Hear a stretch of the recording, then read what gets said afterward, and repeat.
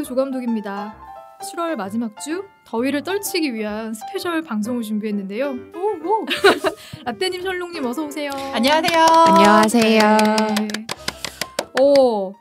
제가 달력을 보다가 뒤늦게 깨달은 거예요. 7월은 5째 주까지 있다는 사실을. 그래서 제가 급조해가지고 두 분께 얻어 걸렸네요. 네, 그래서 급하게 설롱님과 라떼님께 SOS를 쳤습니다. 뭐 녹음을 핑계로 두 분은 자주 뵐 수 있어서 좋긴 한데 너무 좋아요. 너무 좋아요. 내 표정이 난 너무 좋아요. 제가 7월이 엮였나요? 6주였으면 좋겠어요. 아니 근데 사실 우리가 이렇게 한 여름에 만나서 오늘 무슨 얘기를 할 것인가를 사전에 고민을 좀 했었거든요. 같이 어떤 얘기하면 좋을까 고민을 하다가 처음에는 남양 특집으로 가자. 맞아요. 공포 영화나 뭐 공포 소설 얘기를 해볼까? 뭐 그런 이야기도 나눴었는데 그러다가 이제 방향을 급하게 선회해서 오늘 이제 특별한 게스트를 모시고 또 한 권의 책을 가지고 이야기를 나누는 게 좋겠다로 정리를 했지만 그래도 여름에 뭔가 시원하게 볼 수 있는 책이나 영화 언니들의 추천을 하나씩 좀 듣고 시작해보면 어떨까? 먼저 생각나는 영화는 미드소마. 미드소마 보셨나요? 네. 저 사실 미드소마 정말 꼭 한번 같이 이야기 나누고 싶은데 네. 두 번 볼 자신이 없어. 전 여름에 그쵸? 이 미드소마를 강추합니다. 정말로. 저는 몇 번이고 다시 볼 의향이 있고. 근데 너무 잔인하잖아요. 멘탈이 은근히 강하시다니까요. 아니 이건 제가 유저는 정말 호불호가 너무 갈리는데 미드소마만큼은 여름에 강추하는 영화로 보고 싶습니다. 이걸 보고 유전에 대한 어떤 안 좋은 추억도 회복이 됐기 때문에 아니 제가 라떼님한테 미드소마를 추천을 드렸는데 미드소마를 안 보고 유전을 먼저 본 거야. 맞아요. 왜 그랬어요?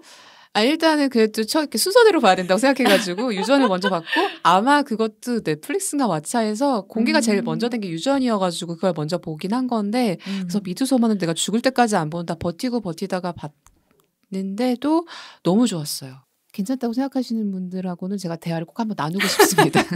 미드소마를 본 자와 안 본 자로 나눠서 저는 사람을 만나고 싶을 정도로 정말? 이 영화가 뭔가 그래도 기준점을 주지 않나.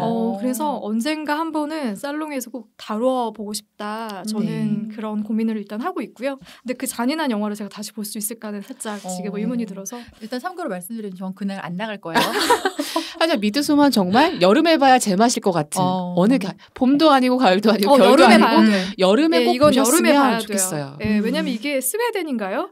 스웨덴 하지 축제를 또 배경으로 한여름에 펼쳐지는 그 축제를 배경으로 이제 배경부터 뭔가 으스스하네요.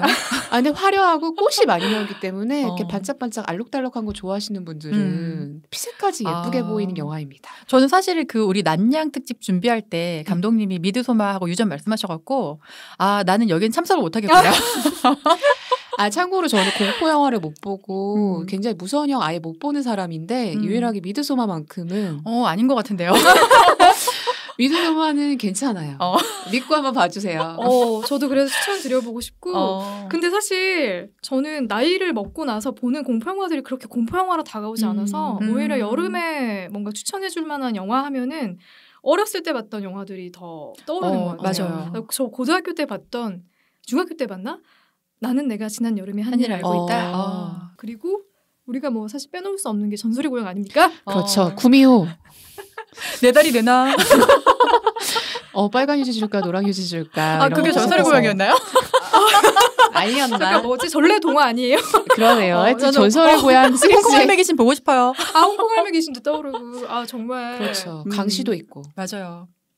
네, 저희가 어쩌다 보니까 저희끼리 너무 많은 얘기를 하는 바람에 저희 맞은편에 지금 앉아 계신 스페셜 게스트 분께서 계속 하품을 하고 너무 지금 죄송한 게 졸고 계세요.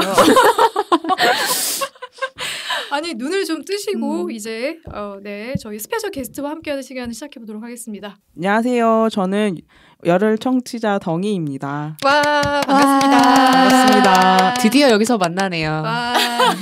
초대해 주셔서 감사합니다. 덩이님은 저희 모임에서 같이 늘 얼굴을 마주했던 분인데 이렇게 팟캐스트까지 아주 열혈 청취자로 네. 매일같이 댓글을 남겨주실 줄은 정말 좋아서 듣는 거 맞죠? 네, 정말 재밌게 듣고 있고요. 네, 덕분에 즐거운 출퇴근길이 되고 있습니다.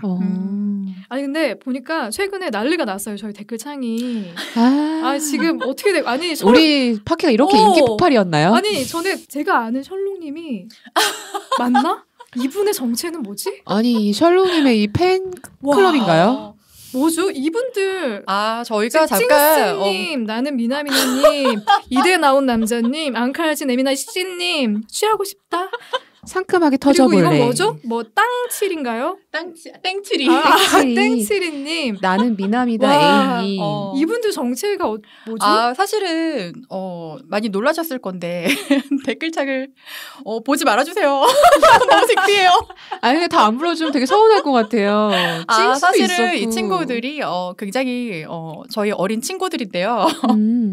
제가 예전에 운영하던 게임 길드의 멤버들이에요. 그래서 저희가 전투장에서 만나다 보니까 애들이 다 의리가 있어서 이렇게 한꺼번에 응원을 하러 이렇게 몰려왔어요. 아니 저희가 원래 매주 이제 덩이님 댓글 하나씩만 달렸었는데 갑자기 어느 날 100개가 넘어가는 거예요. 맞아요. 그래서 이건 뭔가 하고 봤더니 이제 셜록님께서 밝혀주시기를 길드에서 정말 숨기고 싶은 과거였는데 근데 너무 재밌게 읽고 있어서 이제 안 남겨주시면 너무 서운할 지경이에요. 저도 사실은 맞아요. 처음에 너무 창피했는데 요즘에 너무 힘이 됩니다. 그쵸. 특히 듣고 있나 얘들아? 네. 근데 좀 아쉬운 건 너무 셜록님만 집중적으로 듣고 있는 것 같아서 저 라떼가 언급되기를 기대하고 있습니다. 감독님을 언급 몇 번 했는데 전화번호 뒷자리를 안 가지고 계셨어요. 아니, 라떼도 마음이 열려 있다는 걸 지금 한번 어필해 봅니다. 덩이도 열려 있어요. 아니 저희가 이제 또 어쩌다 보니까 덩이님을 너무 외롭게 만들었네. 굿모닝. 네, 저 여기 있어요. 저희가 이제 여름 특집으로 어떤 책과 영화를 이야기를 나누면 좋을까 고민을 하다가 이제 덩이님을 스페셜 게스트로 초대를 하면서 추천을 받았어요. 책과 영화 중에 어떤 게 좋겠냐? 그랬더니 책이 좋겠다. 그러면 책 중에 어떤 책이 좋겠냐라고 해서 선택해 주신 것이 바로 대한민국 치킨전입니다. 너무 잘 어울려요. 맛있는 제목이네요. 네, 아니 근데 정말 많잖아요. 정말 세상에 수없이 많은 책들이 존재하는데 어떻게 여름에 읽으면 좋을 책으로 대한민국 치킨전을 골랐는지 그 이유가 궁금합니다. 네, 여름하면 해가 좀 많이 길어지잖아요. 그래서 밤 시간이 좀 상대적으로 길다고 느껴지고, 그리고 낮보다 저녁이 좀 시원하니까 밖에서 이제 음주 가무를 좀 즐기시는 분들이 늘어나시던데, 그래서 여름하면 불금, 여름 하면 딱 떠오르는 게 치맥이지 않습니까? 그래서 네, 대한민국 치킨전을 강력하게 추천하였고요.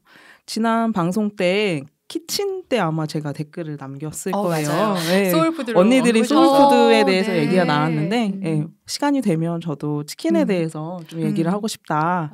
나누면 좋겠다. 이런 댓글을 남긴 적이 있는데 그걸 보고 또 네, 이렇게 맞아요. 연결이 된 것 같습니다. 너무 재밌는 게 우리가 아는 덩이님은 사실 이게 여름 특집이 아니었어도 가을이던 겨울이던 이 책을 추천해 주셨을 거라는 거. 진짜. 사계절. 사계절용이죠. 겨울 되면 또 집에서 콕 하면서. 하지만 또 치맥이 여름이죠. 네, 그렇죠. 야외에서.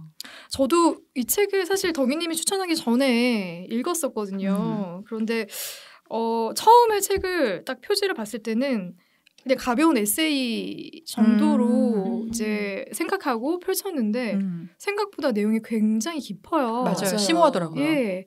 그래서 책을 덮고 나서와 펼쳤을 때의 감상이 완전히 사실은 바뀌었었거든요. 혹시 언니들은 어떻게들 보셨나요? 저는 사실 이 제목만 보고서 치킨 동함 약간 이런 건 줄 알았어요. 뭐 레시피나 맞아. 이거 뭐 저도. 역사라든지 그런 건 줄 알았는데 사실은 치킨에 대한 뭐 역사뿐 아니라 브랜드별 뭔가 히스토리까지 다 나와서 사실 이 정도면 너무 투머치 인포메이션이 아닌가. TMI다. TMI가 아닌가. 작가가 뭐 하는 분인지 사실 되게 궁금해지더라고요. 맞아요. 어떻게 이렇게까지 글을 쓸 생각까지 하셨을까? 그래서 대한민국 치킨전에 사실은 그러니까 책을 펼치기 전과 덮고 난 후에 감상이 완전히 달라지는 반전이 있는 책이라는 생각이 들었고요. 네, 이 대한민국 치킨전은 어떤 내용을 담고 있는 책인가요, 덩이님? 네. 책을 좀 크게 나누면 5챕터로 구성되어 있습니다. 챕터 1에서는 치킨은 어떻게 한국인의 소울푸드가 되었는지 이런 부분들을 서술하고 있는데요. 통닭과 관련된 우리가 가지고 있는 집단 기억에 대해서 좀 이렇게 얘기를 하고 있습니다. 그리고 챕터 2에서는 치킨집 사장으로 산다는 것이 어떤 의미인지 뭐 프랜차이즈라든지 아니면 한국에서 치킨집 사장으로 산다는 것이 애환이나 이런 부분들을 좀 소개를 하고 있고요. 그리고 챕터 3에서는 치킨은 무엇으로 사는지, 뭐 치킨 광고에 등장한 모델이라든지 아니면 스포츠와 관련 함께 즐기는 치킨, 그리고 조류독감, 치킨과 맥주의 콜라보레이션 이런 부분들이 서술되어 있고요.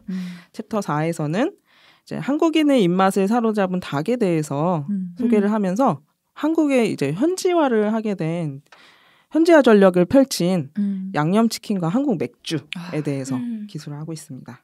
그리고 챕터 5에서는 마지막이죠. 산업이 만든 치킨, 뭐 치킨이 지탱하는 산업 요거에 관련해서 이제 결국 콩에서 시작해서 치킨까지 하림이라는 대형 육개 기업과 관련해서 뭐 양계의 유감 약간 씁쓸한 내용들도 좀 담고 있습니다. 그래서 이렇게 크게 5챕터로 구성이 되어 있더라고요. 줄거리만 들어도 너무 심오한데요. 그러니까 가볍게 시작했다가 뭔가 무겁게 삶에 대해서 고민하고 이렇게 덮게 되는 책이 대한민국 치킨존 같아요. 네.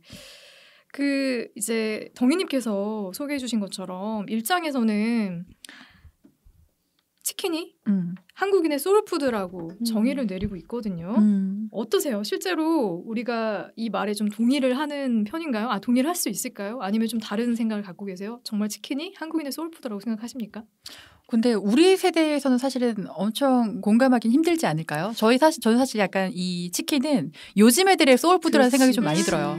길거리에 쫙 깔린 게 사실 브랜드별 치킨 매장이고 저희가 사실 이게 뭐 집단 기억이라는 걸 묻자면은 저희 어떤 기억하기 좋은 날 먹는 음식이 소울푸드잖아요. 저희 때는 사실 다 짜장면 아닌가요? 그렇죠. 짜장면이죠. 그러니까 조금 더 뭐라고 해야 되지? 조금 더 고급스러운 음식?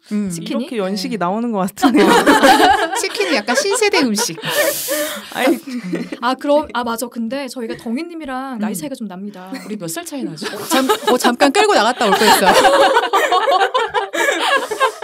맞아요. 약간 기억이 다를 수 있겠네요. 맞아요. 네, 저는 항상 이제 학교에서 운동회나 이런 거 하면 항상 등장하는 게 김밥과 치킨이었어요. 야, 좀 살았다. 집이 좀 살았네. 살았어. 그건 아닌 것 같은데. 요구르트하고 빵 주던데 우리 학교는. 근데 저도 약간 좀 고가의 음식이긴 했지만 저는 소울푸드가 맞다고 생각해요. 왜냐면 정말 특별한 날, 기분 좋은 날, 그리고 가족끼리 뭔가를 축하할 만한 이벤트가 있을 때 저희가 치킨을 시키긴 했거든요. 집에서. 그리고 늘 싸웠어. 그 다리를 먹기 위해서. 그죠. 진짜 싸웠어. 저는 형제가 많아요. 형제가 많아가지고 늘 어떤 식이었냐면 무조건 아빠 다리 하나. 다리 두 쪽밖에 없잖아요. 남동생도 또. 그 다음에 남동생. 맞아. 두 사람한테 다리가 가. 그러니까 난 너무 억울한 거지. 억울하지. 그래서 이 책에서도 이제 표현이 되어 있는데 기술이 되어 있는데 KFC가 되게 유행을 했을 때 한국에서 저도 진짜 좋아했던 게 거기는 다리를 선택할 수 있었거든요. 맞아요. 그래서 저는 늘 KFC 친구들이랑 가면 무조건 다리 먹고. 그러니까 그때 뭔가 저도 모르게 여성으로서 해방감을 느꼈던 그 기억이 저는 책에서도 있었고 저한테도 있어서 저한테는 한국인의 소울푸드가 맞다. 저도 사실 KFC 치킨을 중학교 때 처음 먹었거든요. 그래서 사실 이 말씀 들었을 때 저도 좀 비슷한 추억이 있는데요. 저희도 이제 아빠하고 오빠가 다리를 하나씩 차지했기 때문에 저는 그때 어떻게 생각했냐면 나만이 먹을 수 있는 부위를 나의 인생 부위로 만들자. 맞아. 그래서 저는 목을 아직도 되게 좋아해요. 그건 아무도 안 먹었거든. 아니 살도 없잖아. 맞아요. 근데 그 쪽 찢어질 때 그냥 그 살 발려 나오는 그 느낌. 아니 그리고 그게 있었어요. 그 당시에 제가 고등학교 갔을 때 저는 이제 고향이 전주인데 전주에서 KFC가 생겼고 그다음에 롯데리아가 생겼고 마지막에 파파이스가 생겼어. 근데 파파이스가 제일 비쌌거든요. 맞아요. 그래서 약간 계급이 그 매장별로 나 파파이스 간다 그러면 좀 사는 애. 정말. 우리 그 동네에서는. 약간 그런 허세. 근데 맛은 KFC가 더 맛있는데. 맞아요. 비스켓도 심지어 저는 맞아요. 비스켓에 그 버터하고 잼 맞아요. 기억나세요? 딸기잼. 딸기잼. 오히려 계급 차이는 KFC에서 징거버거를 먹느냐 타워버거를 먹느냐에서 갈렸던 거죠. 그 계급이지. 좀 아시는데요? 근데 우리 너무 웃긴 게 지금 먹는 얘기들이 다 경황이 돼갖고 지금 내용가 메뉴 전쟁이 되나요? 아니 그러면 치킨이 소울푸드라고 생각하시는 분도 있지만 소울푸드가 우리 세대에는 좀 일렀다라고 생각하시는 분들은 그러면 어떤 게 나의 소울푸드인가요? 혹시? 저는 사실 짜장면이 어릴 때 생각하면 그러고 사실 지금 이 소울푸드라는 거를 지금 현재 나의 영혼을 위로해주는 음식이라고 한다면 저는 약간 회나 랍스터 와 진짜 고급지다. 너무 약간 치킨이 너무 고급져서 아니라고 하시더니 그냥 그걸 먹으면은 기분이 좋아지고 술도 한 잔 땡기고 약간 그런 느낌? 현재의 소울푸드. 그렇죠. 현재의 소울푸드. 아니 근데 그게 소울푸드가 되기까지의 과정이 있었을 거 아니에요? 비싸서 못 먹어서 그럴 수 있지. 가끔씩 나한테 상으로 내리는 음식 같은 느낌이에요. 이런 거. 그럴 수 있지. 아니 덩이님은 그러면 치킨 말고도 소울푸드가 강하게 고개를 저으시네요. 아니 근데 왜 치킨이 본인의 소울푸드가 된 거예요? 몇 살 때부터 소울푸드가 되었나요? 저는 이 책을 진짜 많이 공감했던 게 여기에서 서술되어 있던 그 집단 기억이라는 걸 그게 딱 제 얘기거든요. 어릴 때 뭐 아버지가 뭐 사 들고 온 치킨 요것도 그렇고 그리고 뭐 치킨은 축제의 음식이다. 저희 운동회 때 많이 먹었으니까요. 그리고 공동체 음식이기도 하다. 같이 친밀한 사람들끼리 이렇게 쪽쪽 빨아먹고 이렇게 격식 없이 먹는 이런 부분들이 정말 저는 그래서 좋아하거든요. 네네. 그 공동체 음식이란 말이 진짜 공감 가는 게 저희도 사실 모임 끝나고 회식장 찾을 때 가장 대중적으로 부담 없이 찾을 수 있는 데가 사실 치맥이거든요. 맞아요. 맞습니다. 그리고 요새는 이제 닭강정. 그죠. 닭강정이 되게 편하게 먹을 수 있게 나와가지고 그래서 닭강정도 많이 찾게 되고 라떼님의 소울푸드는?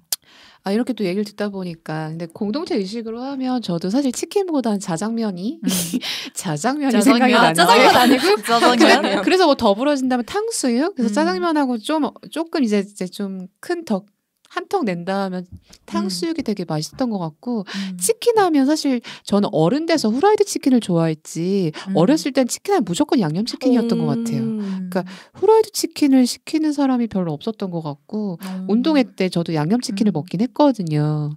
근데 뭐 그 정도. 애들은 양념을 좋아했고 어른들은 후라이드를 맞아요. 애들은 무조건 양념이었던 것 같아요. 그래서 근데 아까 랑님이 말한 것처럼 개인적인 소울푸드 지금 현재의 나의 소울푸드를 말하면 요즘 저는 돈가스나 쌀국수.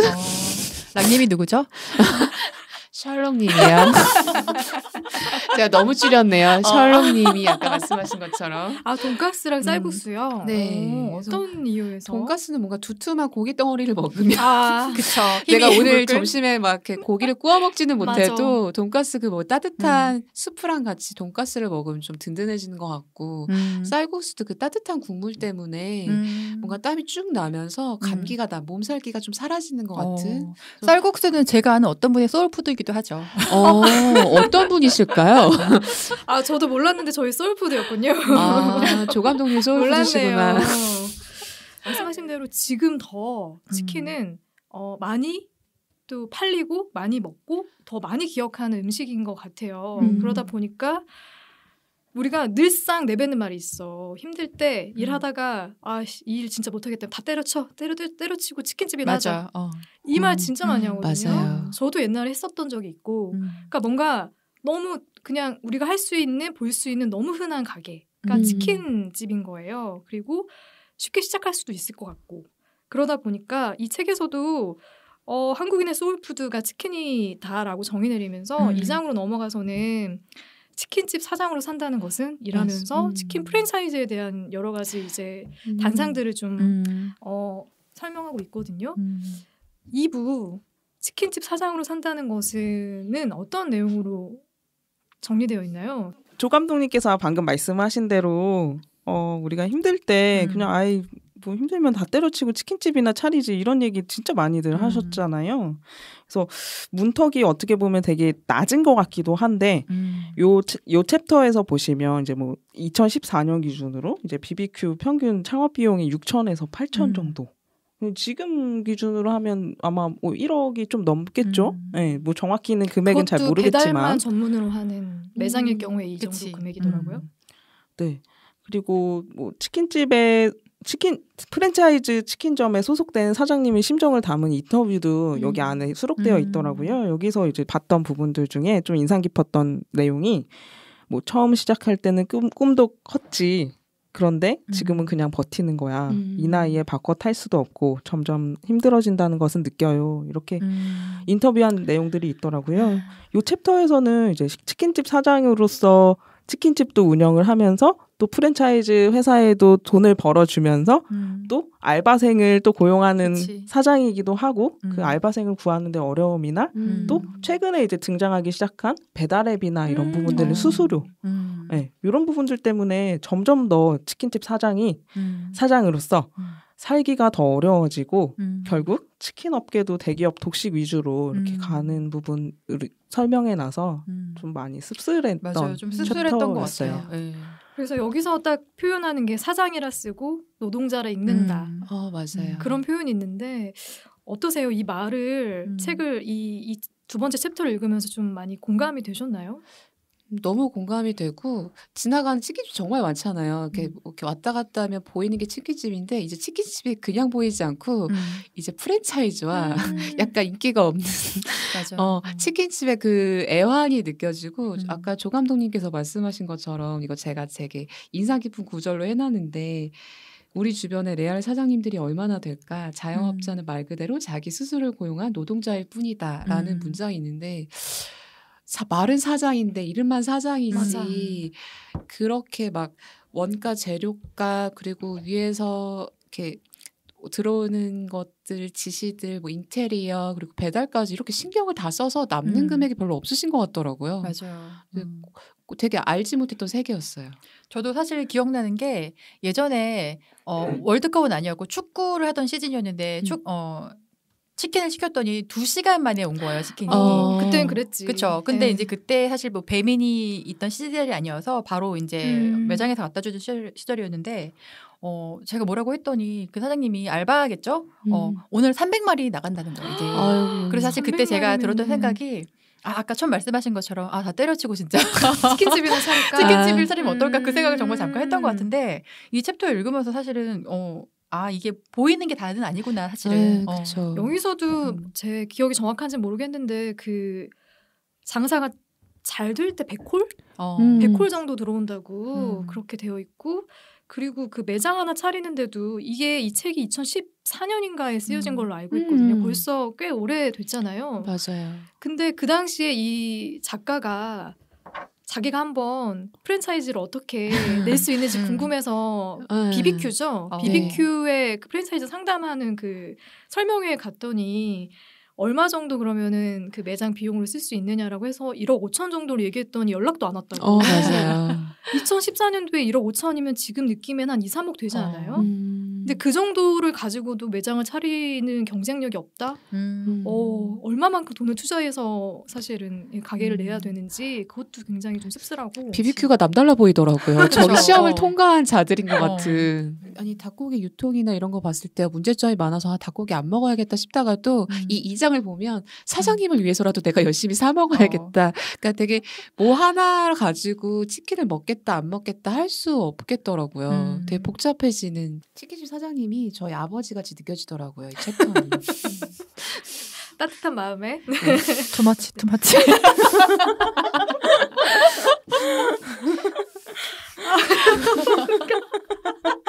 나한테 당하는 거 보니까 너무. 네, 그러면서 이제 2부에서는 지금 저희가 대화 나눈 것처럼 치킨집, 프랜차이즈 치킨점에 대한 그런 애환들이 좀 담겨 있고요.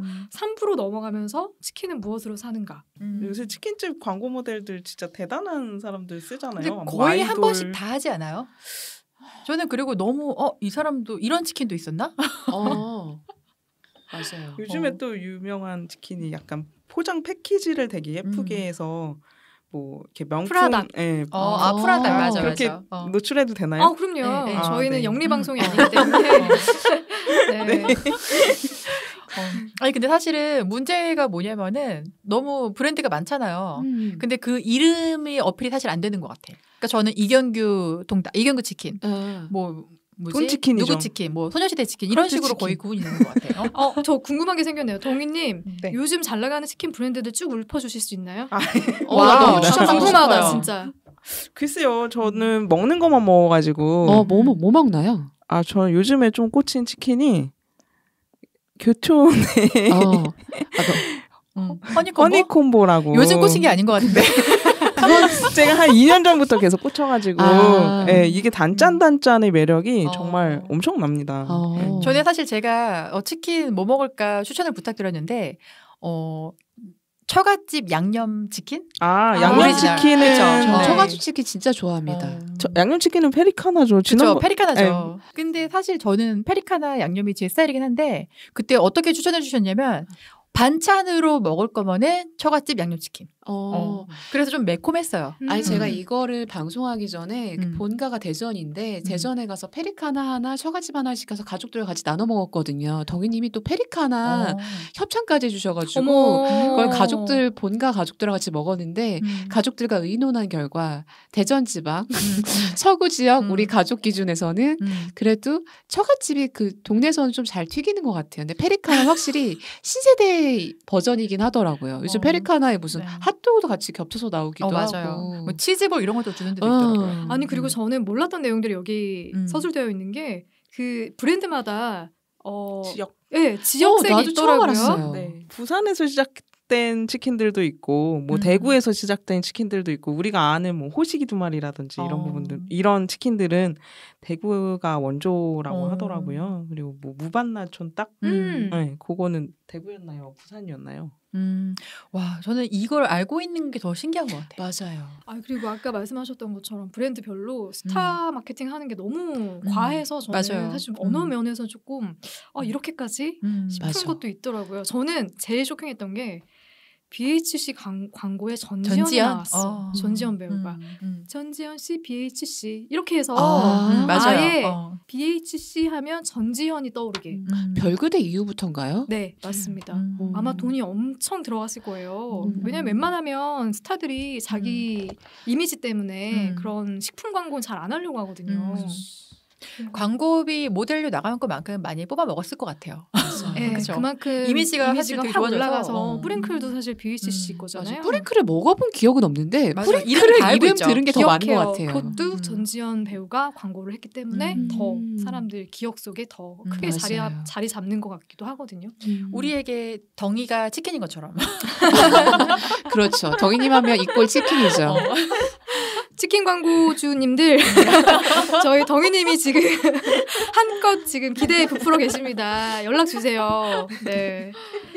그리고 저희가 이제 다음 챕터로 또 넘어가면 맥주에 대한 이야기도 나와요. 이제 흥미롭게도 치킨 하면 빠질 수 없는 게 맥주거든요. 그렇죠.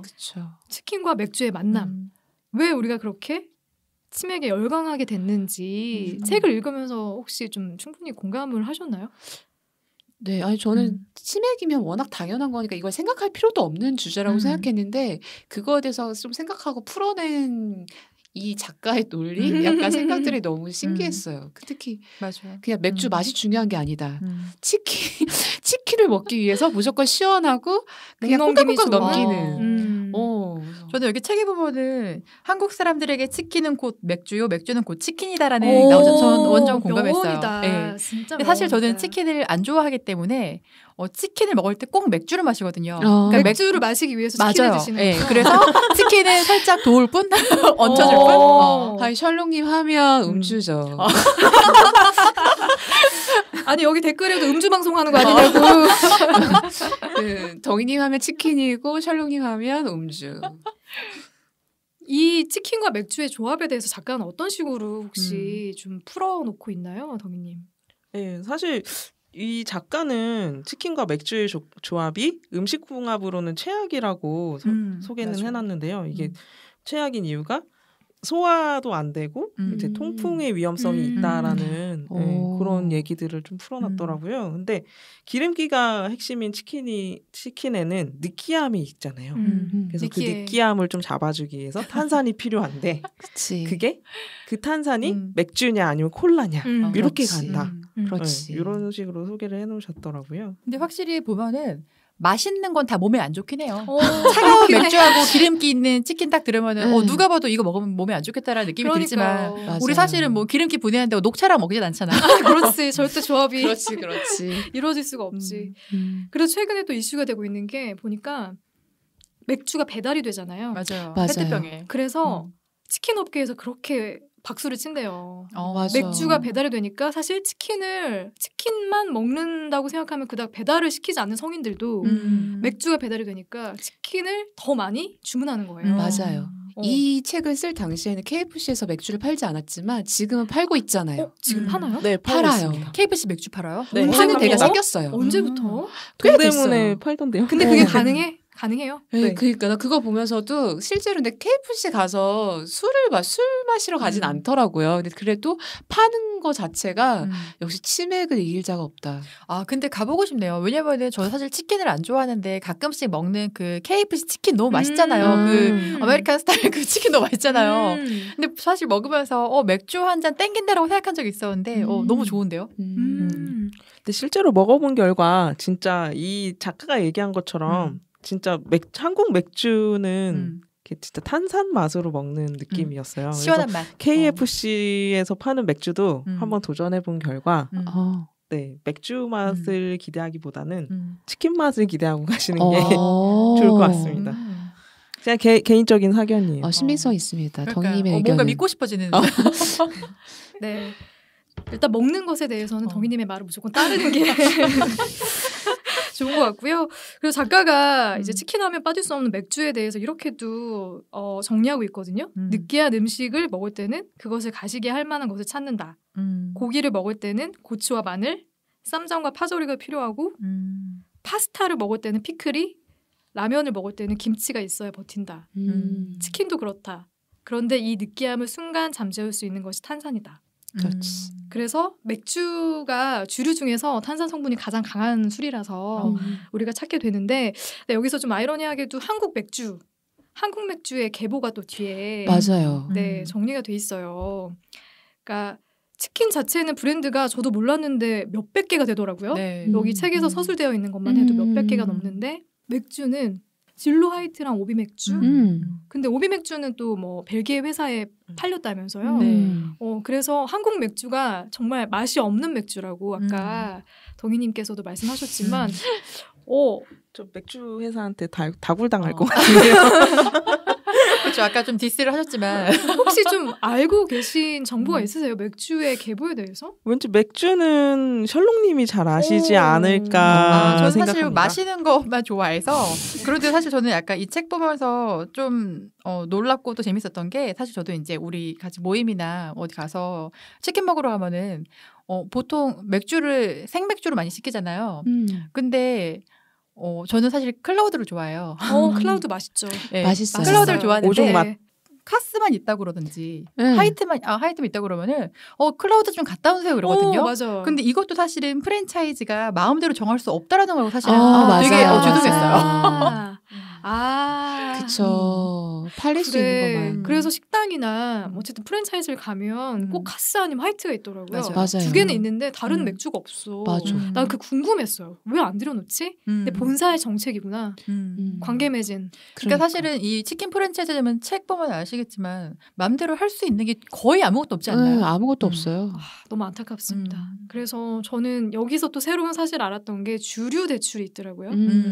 주류 대출이 있어서 어떤 제조사에 이제 맥주를 들여놓느냐에 따라서 거기서 어쨌든 큰 돈이 들어가니까 그거를 미리 자기들이 이제 대출을 마치 해주는 것처럼 해서 돈을 자기들이 내고 이자를 붙여가지고 다달이 얼마씩을 내고 있더라고요. 그 관계 때문에 바꾸고 싶어도 바꿀 수가 없다는 거예요.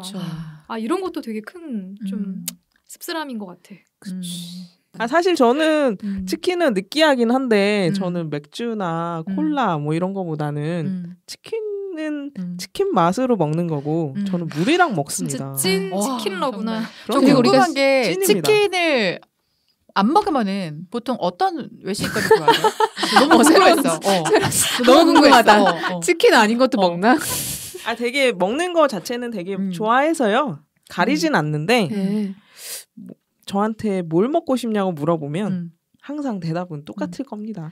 물어보지 말아라. 저 여기서 되게 깨알 궁금한 게 생겼는데 우리가 지금 약간 제쳐놓고 있는 되게 그 치킨 무의 존재에 대해서 살짝 묻고 싶은데 네. 정희님은 치킨 무를 얼마나 드시나요? 치킨을 먹을 때 안 드시나요? 아니면 적절하게 드시나요? 당연히 치킨 무는 먹죠. 저는 치킨 무를 그래도 좀 건강하지 않을까 야채니까.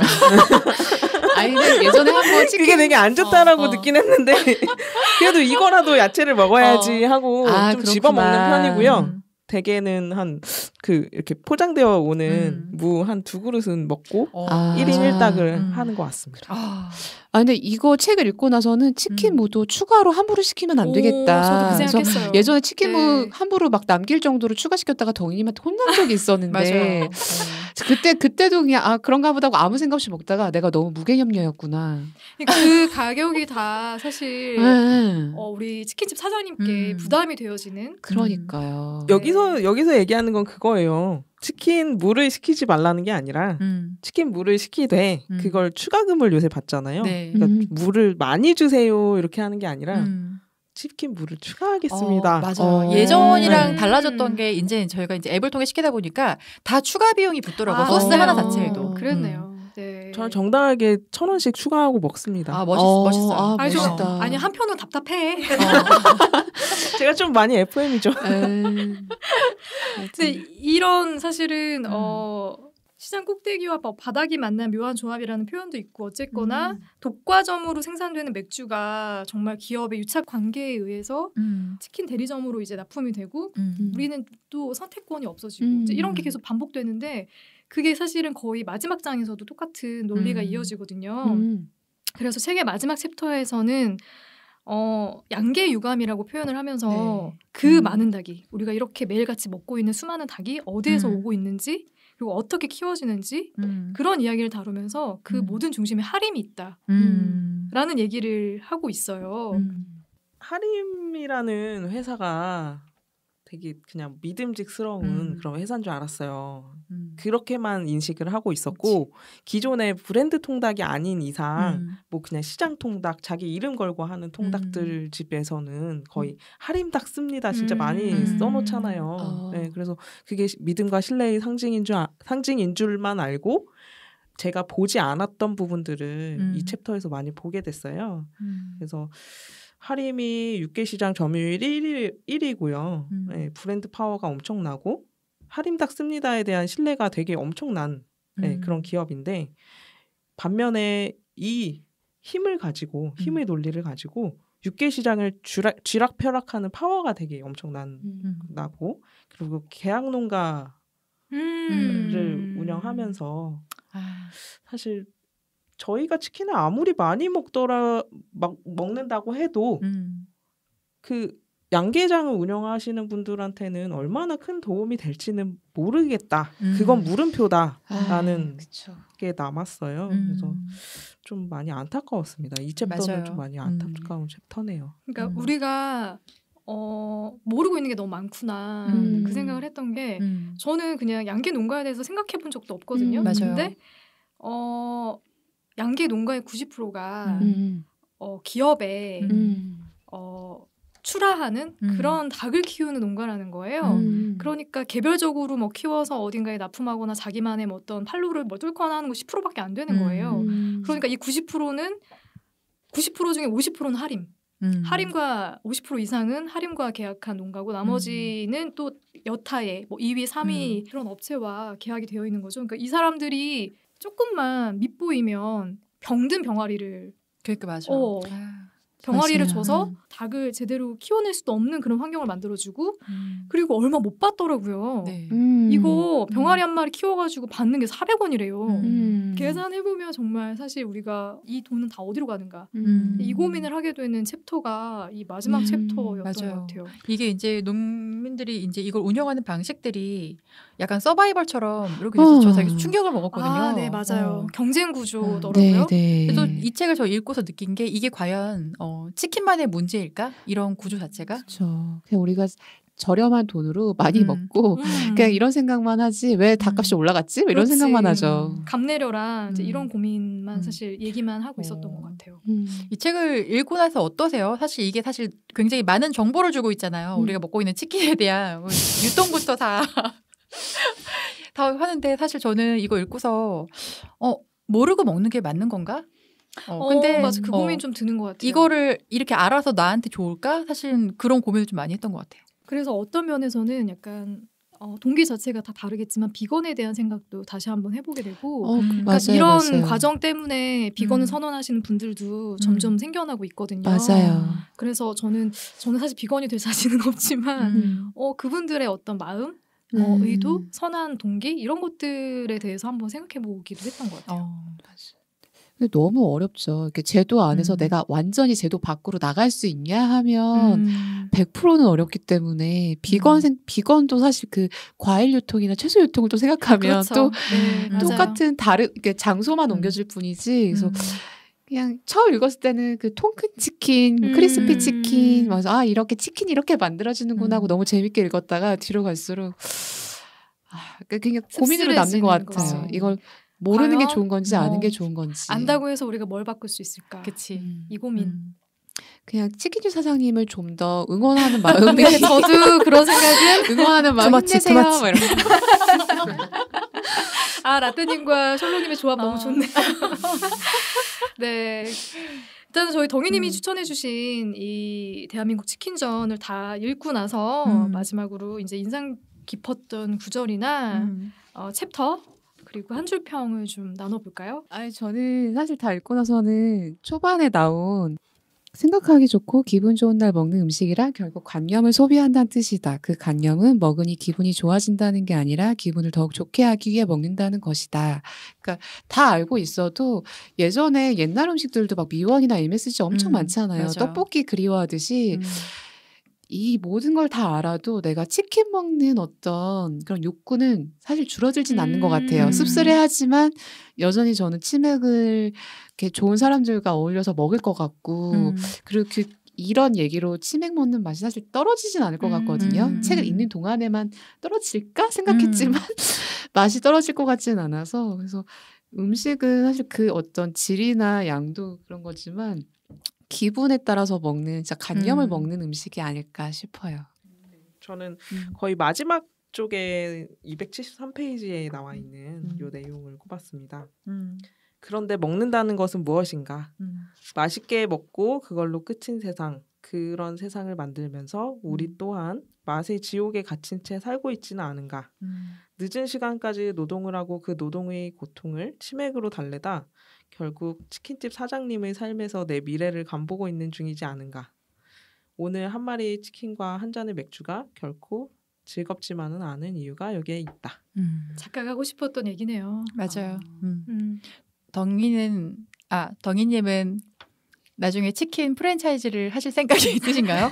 아니요. 저는 치킨 프랜차이즈를 할 생각은 없고요. 그냥 열심히 시켜 먹도록 하겠습니다. 배달 앱을 사용하지 않고 열심히 전화해서 건강한 소비자네요. 이건 정말 좋다. 공교롭게도 제가 생각했던 인상적인 구절과 덩이님이 생각했던 인상적인 구절이 겹쳐서 저는 꼽아주신 그 구절이 너무 좋았고요. 와 닿았고 그래서 한편으로는 그 생각도 했어요. 그 치킨을 시킬 때 저는 사실 물을 안 먹거든요. 야채라서? 당당하게 주지 마세요. 당당하게 무 빼고 주세요. 와 멋지다. 라고 얘기할 수 있는 사람이 되어야겠다. 라는 한 줄 평으로 저의 인상적인 구절을 가름하려고 합니다. 근데 저 갑자기 궁금한 조 감독님 소울푸드를 들었던가요? 그냥 쌀국수로 마무리되는 건가요? 네. 저도 모르는 제 소울푸드를 정해주셔가지고 그걸로 우리 회식은 고기 아니신가요? 고기? 회식 메뉴 정해진 건가요? 그러게요. 쌀국수로. 네. 여름에 읽으면 시원한 치킨 전일 줄 알았더니만 삶의 애환이 담긴 아주 나빠요 덩이님. 인생을 깊이 생각하고 돌아보게 만드는 그런 인생책이 돼버렸네요. 네, 오늘 함께해 주신 덩이님 너무 감사드리고요. 그런데 저희가 달력을 보니까 10월에도 5째 주까지 있더라고요. 와. 그래서 혹시 그때도 한 번 더 좀 출연을 해주실 수 있을지 와. 약속을 받고 보내드려야 될 것 같아요. 글쎄요, 지금 약속을 안 하면 문을 안 열어주실 것 같은데. 치킨 사드릴게요. 감금되어 있어요. 네, 네 덩이님과 함께해서 더 즐거웠던 살롱 오늘 여기서 마무리하고요. 다음 주에는 이제 여기 계신 라떼님 그리고 집에 계실 도희님과 함께 네, 82년생 김지영으로 돌아오겠습니다. 심오함의 끝이 없네요. 네, 오늘 수고하셨습니다. 감사합니다. 감사합니다. 감사합니다.